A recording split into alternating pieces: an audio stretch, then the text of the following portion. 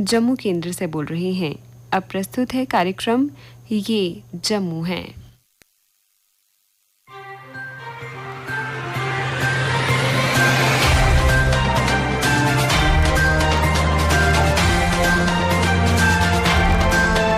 श्रोताओ नमस्कार। कार्यक्रम ये जम्मू है में आप सबका स्वागत है।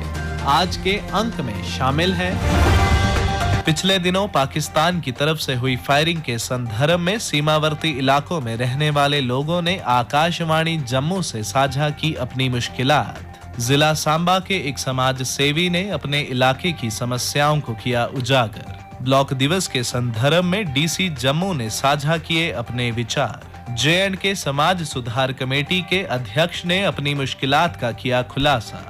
और श्रोताओं, केंद्र शासित प्रदेश जम्मू कश्मीर भारतीय जनता पार्टी के वाइस प्रेसिडेंट ने बताया जम्मू शहर में चल रहे विकासात्मक कार्यों के बारे में। पर सबसे पहले अपनी बात।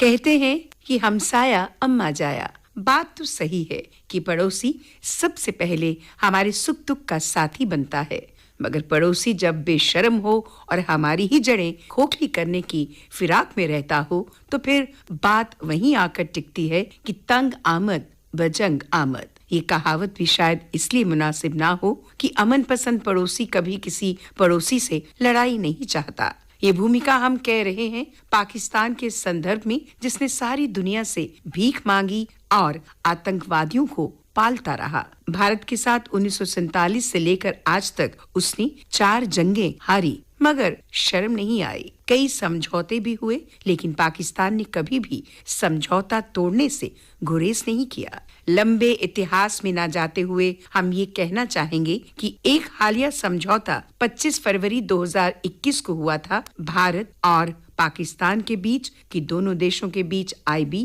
और LOC पर मुकम्मल फायरबंदी यानी कंप्लीट सीज फायर रहेगा। इस समझौते को तोड़ने की पाकिस्तान हल्की फुल्की कोशिशें करता ही रहा और अब चंद दिन पहले उसने अरनिया और सुचेतगढ़ बॉर्डर पर उसने सिर्फ गोलीबारी ही नहीं बल्कि मोटार तक फायर कर दिए। क्या कहें, काबा किस मुंह से जाओगे गालिब, शर्म तुमको मगर नहीं आती। जब कोई शर्मो हया का दामन ही छोड़ दे तो उसे क्या कहें। बस ये समझ लीजिए, एक सास जानवर की दुम कभी सीधी नहीं रहती। मगर हमारे सीमावर्ती नागरिक पाकिस्तान की इस हरकत से तनाव में हैं। कठुआ से पुंछ और उड़ी तक फसल की कटाई का काम चल रहा है और ऊपर से सीमा पार से गोलीबारी। और ये हालात हमेशा उस समय वो पैदा करता है जब किसानों को खेतों में काम करना होता है। हमारे इस नापाक पड़ोसी ने सीमावासियों को कई बार उजाड़ा तथा जानी और माली नुकसान पहुंचाया है। लिहाजा हमारे प्रशासन के लिए ये चिंता की घड़ी होनी चाहिए कि प्रभावित लोगों को मुनासिब मुआवजा दिया जाए और सीमावर्ती इलाकों में सुरक्षा बंकरों की हालत में तुरंत प्रभाव से सुधार किया जाए, ताकि सीमा के पास रहने वालों को कुछ उत्साह मिले। बाकी रही बात शैतान पड़ोसी की, तो ये मान लीजिए, ना ईमान और ना शर्मो हया। श्रोताओं, पिछले दिनों पाकिस्तान की तरफ से सीमावर्ती इलाकों में रात को फायरिंग की गई, जिससे बॉर्डर पर रहने वाले लोगों में अचानक डर का माहौल बन गया।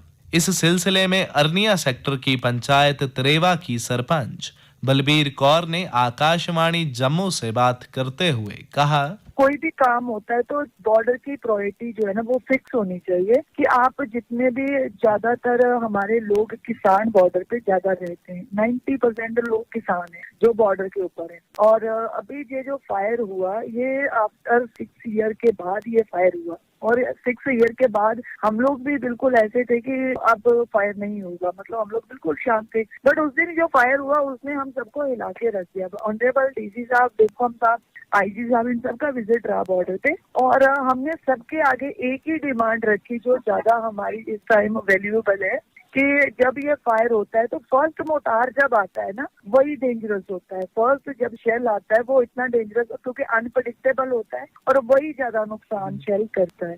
तो हमने अपना जितना भी ये रखा है, इनको हमने बोला कि आप हाउस वाइज बंकर्स जो है 12x12 के, ये आप प्रोवाइड करवाइए ऑल द बॉर्डर लाइन जितने भी हैं हमारी। उस दिन हमारी कितने एरिया इफेक्टेड रहे, अरनिया रहा, त्रेवा रहा, चंगिया रहा, जबोआल रहा, बुले चक रहा, और ये हमारा टोटल बॉर्डर बेल्ट जो है, इनके हर घर में बंकर प्रोवाइडर होना चाहिए। तो बॉर्डर के ऊपर तो मतलब एवरी टाइम ये खतरा रहता ही रहता है, क्योंकि ये अनप्रेडिक्टेबल पड़ोसी है, इसका कोई भरोसा नहीं, इस पे आप ट्रस्ट नहीं कर सकते कि ये कभी भी कुछ भी करता है। तो हर घर में बंकर बहुत कंपल्सरी है, बहुत इम्पोर्टेंट है। और टाइम रहते अगर बॉर्डर की कोई रिक्वायरमेंट एडमिनिस्ट्रेशन के पास जाती है, ये जस्ट मैं तेवा के लिए नहीं बोल रही हूँ, मैं पूरे बॉर्डर के लिए बोल रही हूँ कि अगर एडमिनिस्ट्रेशन के पास बॉर्डर को लेके कोई भी रिक्वायरमेंट जाती है तो उसको प्रायोरिटी पे रखा जाए, उसको प्रायोरिटी पे उसको फुलफिल किया जाए और टाइम रहते उस काम को पूरा किया जाए। जब ये चीज हुई, हमारे पास एक ब्रिज था अवैक्यूएशन करने के लिए, विलेज को अवैक्यूएट करना था, बट हमारे पास कोई जगह ही नहीं थी, ना लेफ्ट को अवैक्यूएट कर सकते थे ना राइट को कर सकते थे, दोनों तरफ शेलिंग चल रही थी और तरेवा बीच में सिमट के रह गया था। तो अभी ऑनरेबल डीसी साहब के साथ मेरी मीटिंग हुई है, मैं उनको बोला है, उन्होंने भी डायरेक्शन दी है कि हम विद इन टाइम जो आपने काम बताए हैं उसको कंप्लीट करने की कोशिश करेंगे। और जो हार्वेस्टिंग के लिए ऑनरेबल डीसी साहब, देवकम साहब, इनका बहुत बहुत धन्यवाद। इनसे हमने डिमांड करी थी कि एग्रीकल्चर डिपार्टमेंट से आप हमें हार्वेस्टिंग के लिए मशीन दिलवाइए, जो कंबाइंड मशीन है। तो ऑनरेबल जो हमारे सीईओ जम्मू है, चीफ एग्रीकल्चर ऑफिसर, उनकी डायरेक्शन, डायरेक्टर साहब की डायरेक्शन के थ्रू अभी हमें एक मशीन प्रोवाइड हुई है बॉर्डर को, जो सरकारी रेट इन्होंने जो 300 हमारा फिक्स हुआ है पर एकड़। तो हमें कोई 3 से 4 जो मशीन है मिल रही हैं, कल हमारे पास 3 और आ जाएगी, जिससे किसान की हेल्प हो जाएगी, क्योंकि प्राइवेट मशीन जो है वो अपना रेट बढ़ा के लेती हैं ऐसे टाइम पे, क्योंकि पहले बारिश हुई तो उसकी वजह से सारी जितने भी हमारी मुंजी की फसल है वो सब जमीन पे टच कर रही है। पर अभी गवर्नमेंट ने हमारी इतनी हेल्प करी है, हमने खुद उनको बोला है कि किसान आपको 1500 पर एकड़ दे सकता है, कोई प्रॉब्लम नहीं, आप हमें मशीन प्रोवाइड करवाइए कि जिससे हम किसान के जितना हो सके, एज ए किसान एडवाइजरी बोर्ड मेंबर मेरा जितना हो सके, किसान मेरी प्रायोरिटी है, तो हम किसान को बचा सके। तो इसमें हमें आश्वासन मिला है कि ये सारे के सारे काम आपके रहते टाइम होंगे। बट अभी मैं एक चीज पूरी एडमिनिस्ट्रेशन, ऑनरेबल जो हमारे होम मिनिस्टर हैं उनको भी बोलना चाहूंगी, प्लीज टाइम रहते बॉर्डर जो भी डिमांड करता है, कोई भी अपने लिए पर्सनल कोई चीज मांग नहीं करता, वो अपने लोगों के लिए, अपने लोगों की सेफ्टी के लिए कोई भी बंदा मांग करता है अगर किसी चीज के लिए, तो उसको टाइमली पूरा कंप्लीट किया जाए, उसको टाइमली वहाँ पे प्रोवाइड करें। जी, जब बॉर्डर पे फायरिंग होती है तो क्या आपके इलाके अरनिया में कोई एम्बुलेंस का इंतजाम है? जब कोई पाक शेलिंग की वजह से कोई बंदा इंजर्ड होता है, वो जम्मू नहीं पहुंच सकता, वो सरवाइव नहीं कर पाता। हमारा जो पीएचसी अरनिया है, इसको ट्रॉमा सेंटर में तब्दील किया जाए। फॉर द टाइमिंग अभी आप करो, बट इन फ्यूचर इसको परमानेंट, यहाँ पे अगर आप बड़ा हॉस्पिटल नहीं बना सकते, इसको ट्रॉमा सेंटर बना दीजिए कि हमारा अगर कोई भाई बहन इंजर्ड भी होता है तो हम उसको टाइमली फर्स्ट एड, टाइमली उसको प्रॉपर ट्रीटमेंट दे पाए, उसको बचा पाए। क्योंकि जब एक इंसान की मौत होती है तो उसके पूरा परिवार मरता है, ना कोई एक इंसान मरता है।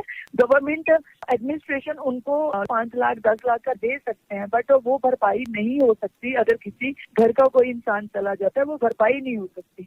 और सबसे बड़ी बात है, जैसे बख्तरबंद गाड़ी जिसको हम बुलेट प्रूफ गाड़ी बोलते हैं, वो ऑल द टाइम अवेलेबल रहनी चाहिए सेक्टर में। आप ऑल द टाइम वहाँ पे उनको होल्ड रखिए कि ये जो हमारे इंटरनेशनल बॉर्डर हैं, इनके ऊपर कोई भरोसा नहीं होता, कब किस टाइम क्या हो जाए किसी को नहीं पता होता। ये जो स्पेशली बुलेट प्रूफ मैं बख्तरबंद गाड़ी को बोल रही हूँ, उसको एम्बुलेंस में कन्वर्ट करके ऑल द टाइम वहाँ पे अवेलेबल रखना चाहिए। बॉर्डर पर हुई फायरिंग के संदर्भ में बोलते हुए सीमा जन कल्याण समिति के अध्यक्ष रघुबीर सिंह ने अपनी मांगों को उजागर करते हुए बताया, जो आकाशवाणी जम्मू है उनका बहुत बहुत धन्यवाद करता हूँ। जब जब भी हमारे इलाके में कोई समस्या, चाहे वो पाकिस्तान की तरफ से आती है, तो ये हमारी समस्या जो वो सरकार तक पहुँचाने की कोशिश करते हैं। पिछले हफ्ते पाकिस्तान की तरफ से अकारण सीज फायर वायलेशन हुआ, जिसका कोई मतलब नहीं था। काफी देर से हमारे लोग बड़ी सुख शांति से रह रहे थे और बड़ी खुशहाली आ रही थी, लेकिन अचानक पाकिस्तान ने शाम के समय फायर का स्टार्ट कर दिया, जहाँ शादियों का माहौल था। तो पहले तो कुछ समय के लिए पता नहीं चला, लेकिन जब पता चला कि मोटर शेलिंग स्टार्ट हो गई तो लोगों में इतनी दहशत आ गई कि वह भागने लगे, शादी वाले लोग भी वो भी भागने लगे। तो ऐसे हालात में हमने पहले भी सरकार को ये आगाह किया था और अब फिर हम ये कहते हैं कि हमारे एटलीस्ट बॉर्डर पे एक खासकर Arnia one of the biggest town है जहां एक ट्रॉमा सेंटर हॉस्पिटल होना चाहिए, क्योंकि पहले ही हमारे लोगों की बहुत सी जो जानें हैं वो समय पे इलाज ना होने की वजह से चली जा चुकी हैं। उसमें हमारे सिविलियन लोग हैं, हमारे वेल्थ फोर्सेज के जो सीमा पे पहरा दे रहे हैं, उनकी बहुत सारी जानें चली गई हैं क्योंकि टाइमली उनका ट्रीटमेंट नहीं हो पाया। इसलिए सबसे हमारी जो इस समय जो डिमांड है वो हॉस्पिटल की बहुत ज़्यादा जरूरी है, क्योंकि एक प्राइमरी हेल्थ सेंटर है वो कुछ भी नहीं है, तो इसके लिए ट्रॉमा सेंटर हॉस्पिटल वो होना चाहिए बॉर्डर क्षेत्र में। और साथ ही साथ डिग्री कॉलेज और ITI कॉलेज की भी हमारी ये बड़ी देर से डिमांड आ रही है, तो वो भी हम सरकार से ये प्रार्थना करना चाहेंगे कि ये भी हमारी जो समस्या है वो हल होनी चाहिए। हमारे बच्चों को जहाँ बॉर्डर क्षेत्र से जाना पड़ता है बड़ी दूर, आरसपुरा या बिश्नाह, तो ये हमारे सीमा क्षेत्र में ये डिग्री कॉलेज और ITI कॉलेज जो वो होना चाहिए। उसके साथ ही साथ आए दिन जब भी पाकिस्तान की तरफ से फायर होता है, सीज फायर वायलेशन होती है, तो हमारा बिल्कुल बॉर्डर क्षेत्र है, तो यहाँ बिजली की समस्या वो रहती है। अभी जैसे सरकार की ये योजना है कि केबलिंग जो है वो तारें लगाई जाएंगी, तो उसमें ये कहना चाहूंगा कि जब फायर होता है, मोटर शेलिंग के बहुत सारा स्प्लिंटर जो हैं वो तारों को लगते हैं, तो जो केबल होगी वो जल जाएगी और रिपेयर नहीं हो पाएगी, जबकि दूसरी तार जो टूटती है तो वो आसानी से रिपेयर हो जाती है। तो ये बहुत जरूरी है कि हमारी जो पहले वाली कंडक्टर वाली तार हैं वो अच्छी तारें लगाई जाएं, इसमें जो है वो बदलाव नहीं होना चाहिए, अच्छी तारें लगनी चाहिए, लेकिन केबल वाला यहाँ सफल नहीं हो पाया। साथ ही साथ जो बंकर वगैरह बने हुए हैं, तो बंकर में भी जो अधूरे बंकर हैं उस पे जो इंडिविजुअल बंकर में ऊपर मोंटी नहीं है, तो वो मोंटी होना बहुत जरूरी है। नहीं तो अगर शेल कहीं आगे बीच में पड़ गया उसके बंकर के, तो वो वहाँ जो भी बैठा होगा वो बचेगा नहीं। साथ ही साथ मैं ये भी कहना चाहूंगा कि हमारे बॉर्डर क्षेत्र को जो इंटरनेशनल बॉर्डर है, जहाँ के लोगों के जो हमारे छोटे बच्चे जो भी गवर्नमेंट रिक्रूटमेंट में सरकार की तरफ से उनको आरक्षण का प्रावधान दिया गया था, लेकिन उसमें ये कंडीशन आ जाती है कि जो गवर्नमेंट एम्प्लॉइज के बच्चे हैं जिनकी सैलरी 8.5 लाख के ऊपर है, उनको वो सर्टिफिकेट नहीं मिलेगा। जबकि अनफॉर्चुनेटली हमारे बहुत सारे गवर्नमेंट एम्प्लॉय इसी चीज को देखते हुए बॉर्डर से माइग्रेट हो चुके हैं, और तो ये बहुत जरूरी है कि जो बॉर्डर पे रहता है, चाहे उसकी इनकम का कोई उसमें कोई बैरियर नहीं होना चाहिए, उसको वो सर्टिफिकेट मिलना चाहिए, तो ये बहुत जरूरी है। तो मैं इन सारी समस्याओं को सरकार तक ये एक दोबारा अपील करना चाहूंगा कि जल्द से जल्द ये समस्याएं जो हमारी बॉर्डर क्षेत्र की वो हल होनी चाहिए, ताकि हमारे बॉर्डर के लोगों को राहत मिले। ब्लॉक दिवस के संदर्भ में DC जम्मू सचिन कुमार ने अपने विचार साझा करते हुए कहा, झंडियाल में हमने ब्लॉक दिवस रखा तो हमारे सामने काफी महत्वपूर्ण इश्यूज भी आए हैं, और जो इश्यूज फिर जनता द्वारा रेज किए गए हैं तो वो काम जो होने लायक है तुरंत हो जाएगा। कुछ इश्यूज जो हैं हमें टेकअप करना पड़ेगा सरकार के लेवल पर, वो भी टेकअप करके कोशिश यही हमारी रहेगी कि जल्दी से जल्दी उनका काम हो जाए। दूसरी चीज क्या है कि मैं फिर आश्वासन देना चाहूंगा और लोगों को आश्वस्त करता हूं कि कोई फॉर्मेलिटी नहीं है। आप देखेंगे डिलीवरी भी रहेगी, DDC साहब भी हैं, मेंबर साहब, तो इनको भी पता है कि डिलीवरी होकर रहेगी, तब लोगों में और विश्वास जगेगा। जिला सांबा की तहसील विजयपुर के एक समाज सेवी राजेश पड़गोत्रा ने अपने इलाके की समस्याओं को उजागर करते हुए बताया, जिला सांबा के कंडी इलाके में जो है वो हमने टूर लगाया, जैसे नड ब्लॉक था, सुम्ब ब्लॉक था, परमंडल ब्लॉक था, डंसाल ब्लॉक था। ये जो एरिया है कंडी इलाके का, इसमें लोगों को पीने के पानी की बहुत ज्यादा मुश्किलातों से गुजरना पड़ रहा है, और लोग जो है वो सुरुईसर झील का पानी जो है वो पीने के लिए मजबूर है। मानसर झील का पानी जो है वो लगभग 15-20 गाँव के लोग जो है वो मानसर झील का पानी जो है वो पीने के लिए कई सालों से मजबूर हो रहे हैं। परमंडल में जो डाकवेल बनाया गया था, जिसके ऊपर 5 करोड़ रुपया लागत आई थी, जिसका पानी लिफ्ट करके देवन, पाडल, रजूल, फड़ियाली, करतीन, डगेड़, तलैड़ इन लोगों को जो देना था, वो 5 करोड़ की स्कीम का कोई फायदा लोगों को नहीं मिला, और लगभग 8-10 वर्षों से वो जो स्कीम है वो बंद पड़ी हुई है, और लोगों को पीने का पानी जो है वो नहीं मिल रहा है। हम जम्मू कश्मीर के यूटी प्रशासन से ये अपील करना चाहते हैं कि कृपा करके आपने कई बार, केंद्र की सरकार ने भी कई बार back to village 1, back to village 2, back to village 3, back to village 4 और कई बार जो है वो ब्लॉक दिवस के रूप में भी लोगों को जो है वो कई बार आश्वासन दिया, लेकिन उसके बावजूद भी लोगों को ना पीने का साफ पानी मिल सका। आज भी लोग नदी नालों का पानी जो है वो पीने के लिए मजबूर हैं, और जो बारिश जब होती है उसका पानी स्टोर करके जो है वो लोग कपड़े धोते हैं, नहाते हैं और जानवरों को पिलाते हैं। तो इसके साथ साथ मैं ये कहना चाहता हूँ कि इस वक्त जो एक हफ्ता पहले पाकिस्तान की गोलाबारी की वजह से अरनिया सेक्टर में, आरएसपुरा सेक्टर में जो बेवजह गोलाबारी की वजह से किसानों की जो धान की फसल इस वक्त जो पकी हुई है, इस वक्त वो खेतों में पड़ी हुई है, वो किसान नहीं काट पा रहे, क्योंकि जो लेबर फसल काटने के लिए, धान की फसल काटने के लिए जो जम्मू कश्मीर में आई थी, वो गोलाबारी की वजह से डर के मारे जो है वो भाग गई है। तो इसलिए जम्मू कश्मीर के प्रशासन से हम ये भी अपील करना चाहते हैं कि कंबाइन मशीनें जो पंजाब से जो है वो मंगवाई जाएं, ताकि किसान जो है वो अपनी फसल को जो है वो इकट्ठा करके जो है वो अपने घर ला सके, ताकि जो 6 महीने की उनकी जो मेहनत है वो जो है हासिल कर सके। और बारिश की वजह से जिन किसानों का धान की फसल का नुकसान हुआ है, उनको भी आज तक जो है वो मुआवजे के तौर पे कोई ऐसी टीम गठित नहीं की गई जिससे जो है वो किसानों को मुआवजा दिया जाए। इससे हर साल जो है किसानों को जो है निराशा हाथ लगती है। तो सरकार को चाहिए कि लोगों के रिलेटेड जो मसले हैं उनको फौरी तौर पे हल किया जाए। JNK समाज सुधार कमेटी के अध्यक्ष मोहम्मद यूसुफ वानी ने अपनी समस्याओं को आकाशवाणी जम्मू के माध्यम से उजागर करते हुए कहा, सुजमा जो म्युनिसिपैलिटी अंदर का है, म्युनिसिपैलिटी ने काम तो बहुत किया है मगर कर्मचारी भी बहुत है, सफाई नहीं है, और इस वक्त डेंगू की जो बीमारी है उसकी वजह से बहुत लोग बीमार हो रही है, क्योंकि पहले वो एक ग्राम एरिया था और 5 साल से म्युनिसिपैलिटी के अंदर आई। म्युनिसिपैलिटी सफाई कर रही है, सिर्फ मेन रोड जो है ना सफाई करने के लिए वो रखा उन्होंने। जो गली एरिया सुजमा के जो दाईं आगे पीछे एरिया वहाँ सफाई नहीं है। हम म्युनिसिपैलिटी जो कमिश्नर है कि उससे रिक्वेस्ट करना कि वो तवज्जो दे, क्योंकि ये शहर के 8 किलोमीटर दूरी पर सुजमा बठिंडी है, उसकी तरफ से तवज्जो देने। जो स्कूलें वहाँ है, स्कूलों के अंदर बिल्डिंगें बनी है, प्लास्टर कहीं नहीं है। बच्चों को अगर आप देखेंगे गवर्नमेंट की स्कूल, उनकी ऐसी हालत है जो ताड़ बिछाते हैं नीचे, उस ताड़ पर या कपड़े बिछाते नीचे, उन बेचारों की हालत, उनकी जूतों की कम से कम इतनी मिट्टी बुरी हालत। हम चाहते हैं अगर गवर्नमेंट ने बिल्डिंगें बनाई उसके लिए प्लास्टर करो। जो पावर है जब से केबल लगी है बठिंडी सुजमा में, तब से हमें पावर में बहुत आराम पहुंची है। और दूसरा सबसे मुसीबत हमारा पानी का। बठिंडी सुजमा एक तो पहाड़ी एरिया लंबी है, वो चाहते हैं कि जो नलकों की पानी जा रहे वो 3-3, 4-4 दिन के बाद पानी आ रहा है। उस पानी की वजह से वो जो टैंकी है, आज तक उनकी जो बड़ी टैंकी गवर्नमेंट ने बनाई उनकी सफाई नहीं किया। अदर 4 दिन 10 दिन गवर्नमेंट ऐलान करते कि भाई सफाई करो टैंकी की, पानी अपना डिपॉजिट रखो कर हो जाते है, मगर आज तक न सफाई की गई उनकी तरफ। पानी का इतनी गंद होती है, वो टैंकियां चल रही है, 3 दिन के बाद पानी दे रहा है।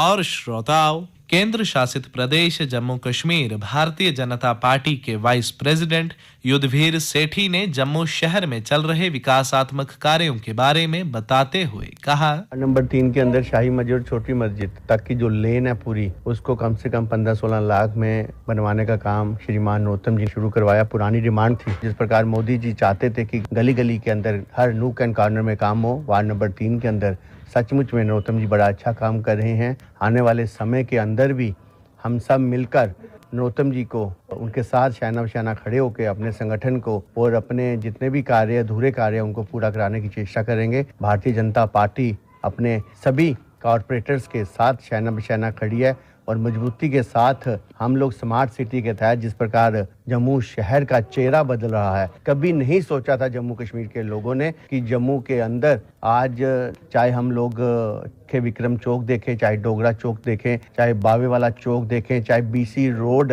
जहाँ पे बस स्टैंड है, उसको देख के तो लगता है कि वाकई हम लोग किसी ऐसे शहर के अंदर पहुंच चुके हैं जो A+ है। और C ग्रेड से B+ सिटी तक लाने का जो काम श्रेय जाता है वो नरेंद्र भाई मोदी और अमित शाह जी और हमारी कॉरपोरेशन जम्मू म्युनिसिपल कॉरपोरेशन के मेयर और कॉरपोरेटर को जाता है। मैं इनको फिर एक बार भारतीय जनता पार्टी की तरफ से हार्दिक शुभकामनाएं देता हूँ।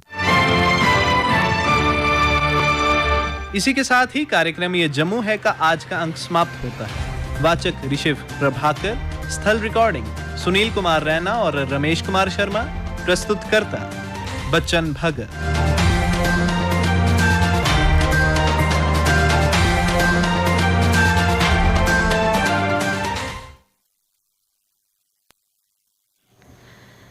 अभी आप सुन रहे थे कार्यक्रम ये जम्मू है।